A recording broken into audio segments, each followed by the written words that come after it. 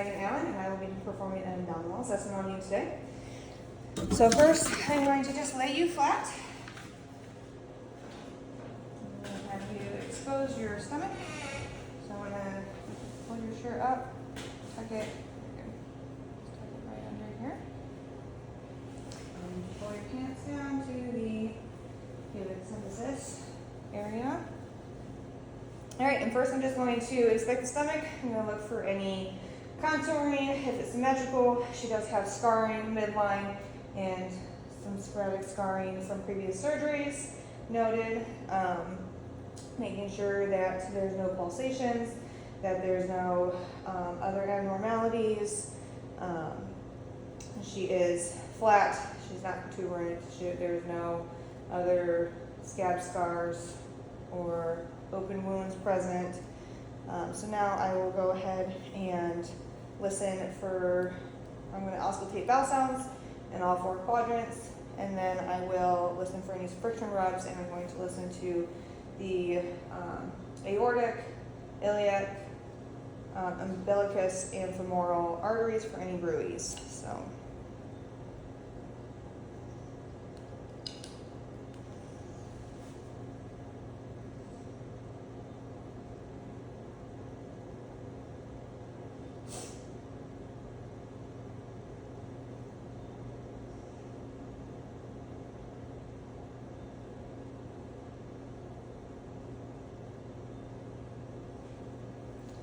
Vowel sounds are present in all 4 quadrants, so now I'm switching to the bell of the stethoscope, and I'm going to listen for any bruits at the aorta.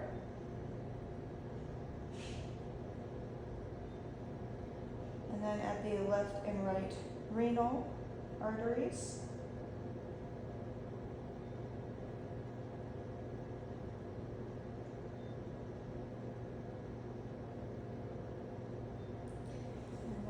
The left and right iliac arteries.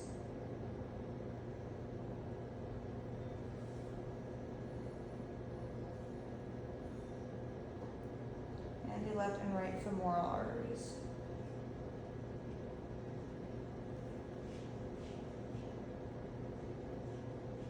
Which there are no bruits present. Next I'm going to listen for any venous hum using the bell of my stethoscope at the epigastric region.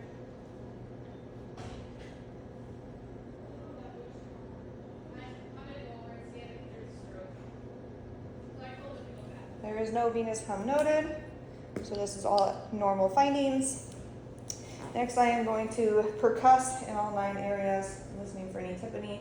So I'm going to percuss at the epigastric, umbilicus, and hypogastrium region, which is all midline in the abdomen, and then I'm going to listen on the right and left hypochondrium, lumbar, and iliac. So the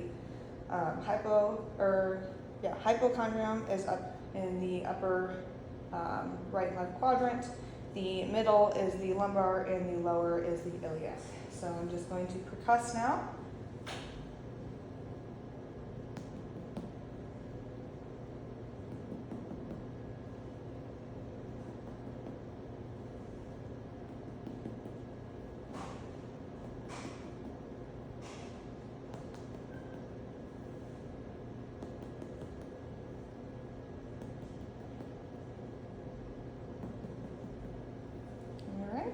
We had tympani in all 9 areas of the abdomen, which is a normal finding. There was no extra dullness or hyperresonance noted. So now I'm going to palpate the spleen and the liver.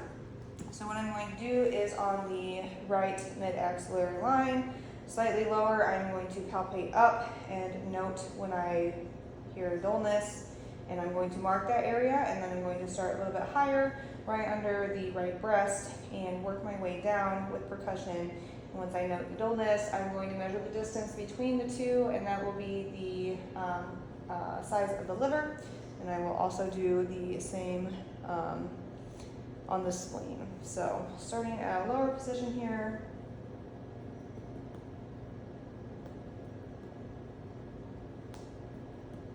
So right there's where some dullness was, so I'm going to mark that. And I'm going to start higher here. there's dullness there. Mark that. I'm going to take my tape measure and I'm going to measure the length between, which is 8 centimeters. So her liver is 8 centimeters in size. And then I'm going to have you take a deep breath and I'm going to hold it. And on the left mid-axillary line is where the spleen sits. I am going to percuss as you take a deep breath, and then noting any resonance or tympany, which is an expected finding. So go ahead and take a deep breath and hold it. And there was dullness noted. So there is a normal finding. You can go ahead and breathe. And then I'm going to go on to palpation. So I'm going to do light palpation, deep palpation, and then I'm going to palpate the spleen of the liver. So light palpation here, noting any tenderness. Oh, no tenderness. No tenderness. And then deep palpation in the same method here. No tenderness. No tenderness in all 4 quadrants. That is a normal finding.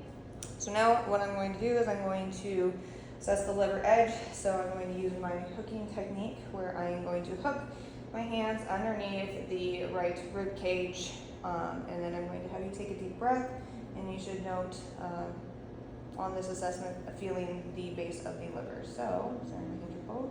And take a deep breath. Okay. And then I'm going to come over to the other side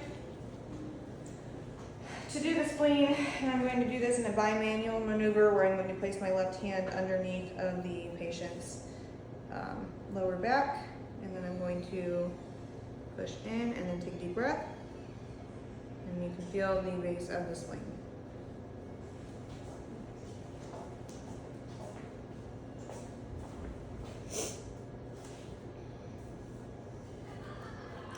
And then same thing with the kidneys. Take a deep breath. Okay. You can relax. Oh yeah, sorry. And then take a deep breath. Okay. Next I'm actually going to assess for ascites first. She does not have ascites, but what you would do is where you notice the ascites, you would palpate along the where the site of the ascites is, and then you would notice the shifting dullness as well as the fluid wave. You would see the wave from one side to the next. So you would just kind of percuss along the belly, which again, she does not have any ascites, which is a normal finding. And then next I'm going to check for appendicitis. So this is going to be Rosvig's sign. So I'm going to push down on the left side, and when I quickly release, the patient would have, if the appendicitis was positive, right-sided pain. So I'm just going to push down here, and quick. No. Okay, so she is negative for a Rosvig sign. Next is the Soas sign. So I'm going to have you, we're going to lift your leg up here. I'm going to make sure that we're still.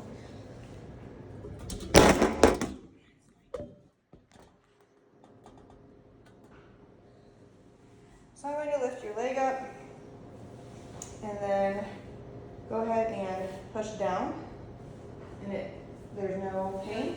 Okay, so that is a negative Rosvig sign. And then the next one is I'm going to lift your leg up. You're going to be passive the whole time, and I'm going to rotate your leg out. So form a 90 degree, and then we're going to rotate the leg out.